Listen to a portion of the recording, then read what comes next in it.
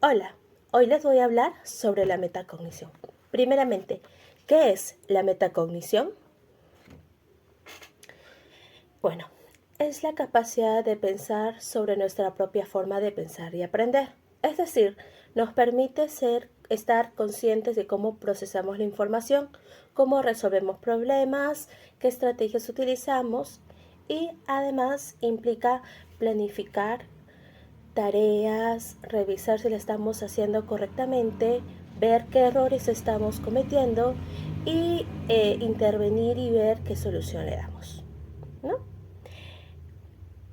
Este concepto fue propuesto por el psicólogo John Flavel en la década de 1970, quien la definió como el conocimiento y el control de una persona sobre sus propios conceptos cognitivos, ¿no? Bueno, pasemos a la siguiente pregunta sobre qué aspectos intervienen en este proceso. Bueno, la metacognición se basa en dos elementos muy principales: el conocimiento metacognitivo y la regulación metacognitiva. El conocimiento metacognitivo consiste en reconocer qué sabemos, qué necesitamos aprender y cuáles son las estrategias que puede brindarnos a realizar mejor una tarea. Por otro lado, la regulación metacognitiva es la capacidad de aplicar el conocimiento mediante tres etapas muy importantes. La primera es la planificación, el cual consiste en organizar nuestras tareas, elegir las estrategias más adecuadas y administrar el tiempo y los recursos necesarios. La segunda es el monitoreo, que implica revisar constantemente nuestro proceso, identificando las dificultades y hacer los ajustes necesarios para este proceso. Como tercer elemento tenemos la evaluación, donde analizaremos los resultados para reconocer qué funcionó bien y qué podemos mejorar en el futuro. Como tercera pregunta tenemos ¿cuál es su utilidad en la toma de decisiones? La metacognición nos ayuda a tomar decisiones de maneras conscientes y reflexivas. Al conocer cómo pensamos, podemos planificar mejor nuestras acciones, administrar el tiempo y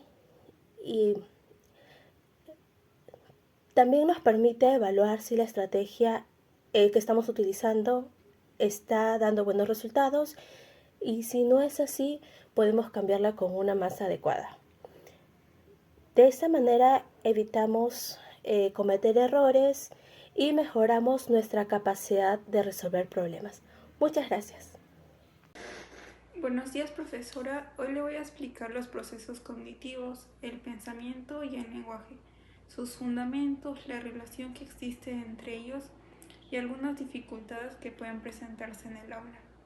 En primer lugar, el pensamiento es la capacidad que todos tenemos para analizar información, razonar, resolver problemas, elaborar conceptos y tomar decisiones. Por otro lado, el lenguaje es el sistema de signos, símbolos que utilizamos para comunicarnos y también para expresar nuestras ideas, nuestras emociones y nuestros conocimientos. Respecto a sus fundamentos, Piaget sostiene que el pensamiento se desarrolla antes que el lenguaje. Según este autor, los niños construyen sus conocimientos a través de la interacción con el entorno y posteriormente el lenguaje refleja ese desarrollo cognitivo. Es decir, que primero se desarrollan ciertas capacidades mentales y luego estas pueden expresarse mediante el lenguaje. Sin embargo, Vygotsky plantea una perspectiva diferente. Él señala que el pensamiento y el lenguaje tienen orígenes distintos, pero que durante el desarrollo se unen y eso influye mutuamente. Para Vygotsky, el lenguaje es una herramienta fundamental para el aprendizaje porque ayuda a organizar las ideas, regular la conducta y también construir conocimientos a través de interacción con otras personas. La relación entre el pensamiento y el lenguaje es muy estrecha, ya que gracias al pensamiento podemos comprender, interpretar y también dar significado a la información que recibimos. A su vez, el lenguaje nos permite expresar nuestras ideas, compartir conocimientos y desarrollar procesos cognitivos más complejos. Por ello, ambos procesos son esenciales para el aprendizaje y el desarrollo integral de los estudiantes. En el contexto del aula pueden surgir diversas dificultades relacionadas con estos procesos. Por ejemplo, algunos estudiantes presentan problemas para comprender instrucciones, expresar sus ideas de manera clara, organizar sus pensamientos, ampliar su vocabulario o comprender textos. También pueden tener dificultades para argumentar, reflexionar o también resolver problemas de manera lógica. Ante estas situaciones, el docente cumple un papel fundamental, ya que es importante promover actividades de lectura y escritura, diálogo y también trabajo colaborativo para que permitan fortalecer tanto el lenguaje como el pensamiento. De esta manera se favorece un aprendizaje más significativo y también una mejor participación de los estudiantes en el proceso educativo. Gracias. Hola, ¿qué tal? El día de hoy voy a hablar sobre el pensamiento crítico y la toma de decisiones. Mi nombre es Diego Valentino Cueva Guevara y a continuación voy a hacer mi exposición. Quiero comenzar hablando sobre la educación, que es la base principal para el pensamiento crítico, ya que nos enseña a analizar y a reflexionar antes de actuar. Un ejemplo es el método Montessori, que promueve que el niño aprenda de forma autónoma mediante la observación y la experimentación. El segundo es prestar atención, que la atención nos permite relacionar o seleccionar la información importante y concentrarnos en ella. Es influenciada por la motivación, las emociones y la capacidad que nosotros podemos tener para que algo nos cause curiosidad, ¿no? La atención tiene varios tipos, como puede ser la selectiva, la sostenida, la dividida y la voluntaria y involuntaria. El tercer punto es el tiempo. Pensar críticamente requiere detenerse, analizar antes de decidir.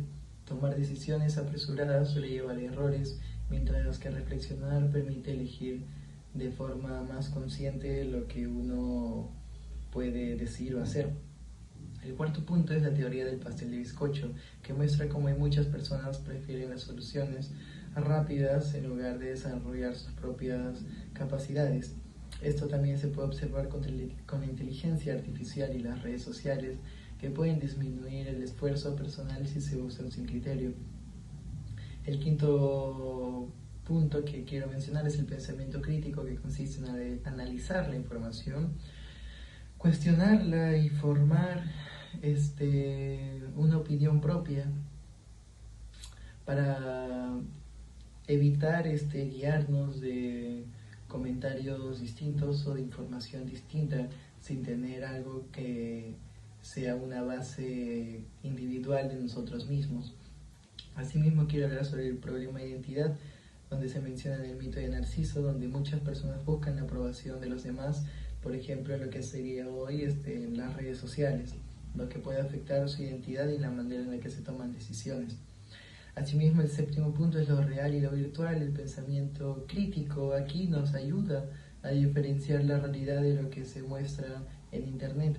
Aquí interviene la percepción también para todos, en realidad, que pasa por tres procesos, ¿no? La selección, la organización y la interpretación de la información. El octavo punto es compartir versus exhibir un momento. Compartir significa disfrutar una experiencia con otras personas, mientras que exhibir busca obtener aprobación mediante likes o comentarios.